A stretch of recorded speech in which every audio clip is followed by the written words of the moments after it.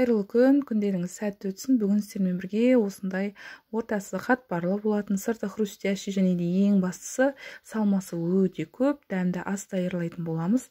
Жасалуы өте оңай және де тез даярланады. Менімен бірге жасап үй іштеріңізді қуантыңыздар. Ең алдымен 400 грамм осындай тартылған етімізді ыдысымызға салып аламыз. Үстіне бір жұмыртқаны жарып қосамыз және де қара бұрышымыз бен тұзымызды дәміне қарай қосамыз. Тұз бен қара бұрышты қосып алғаннан кейін жақсылап араластырамыз.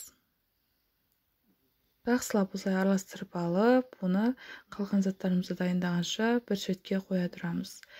Барлық керекті заттардың мөлшерін описаниеге жазып кетемін. Енді ірімшігімізді дайындаймыз. Ірімшігімізді теркадан өткізсеңіздер де болады, немесе мен сияқты майдалап турап алыңыздар. Барлығы 200-300 грамм шамасында ірімшік кетеді. Ірімшігімізді дайындап алғаннан кейін лавашымызды жайып, ірімшігімізді екіге бөліп, осылай жартысын саламыз.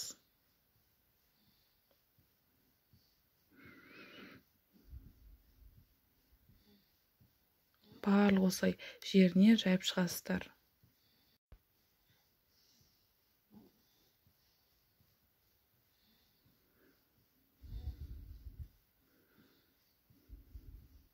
Ірімшігімізді салып болғаннан кейін бетіне тағы да екінші лаваштың қамырын жайып, фаршымызды екіге бөліп, оны да жартысын осылай бетіне жағып шығамыз.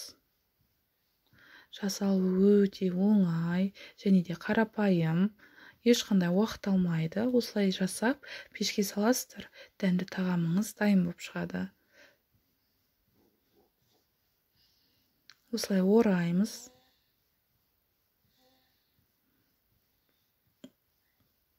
Осылай орап бір шетке қоя тұрыңыздар.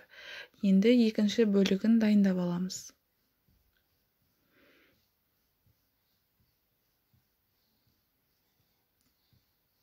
Лаваш қамырын жайып, қалған ірімшігімізді бетіне жайып шығамыз. Осылай себелеп болғаннан кейін бүкіл жеріне екінші қамырымызды бетіне жайып, фаршымызды толықтай тегістеп жайып шығасыздар. Мен шағын екеу жасадым. Сіздер үлкен біреу жасасаңыздар болады.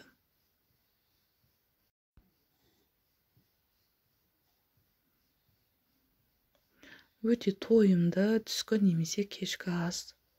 Және де тез дайын болады. Жасап көріңіздер.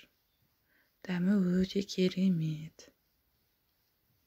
Осылай толықтай жайып алғаннан кейін фаршымызды шетінен бастап жаймендеп ораймыз. Осылай орап аламыз нығыздап, және де табамызды алып майлаймыз түбін. Осылай орналастырасыздар. Және де бір жұмыртқаны алып, жарып, бетіне жағып шығасыздар. Қалауларыңызға қарай кунжут немесе ірімшік сепсеңіздер болады. Мен тек жұмыртқаны жақтым. Жұмыртқамызды толықтай жағып алдық. Енді 180 градуста 40 минут пісіріп аласыздар. Болды, дайын. Осылай пісіп шықты. Ас болсын, жасап көріңіздер, өте дәмді. Егер де жасап көрген болсаңыздар, комментарий жазып кетулеріңізді сұраймын. Ас болсын.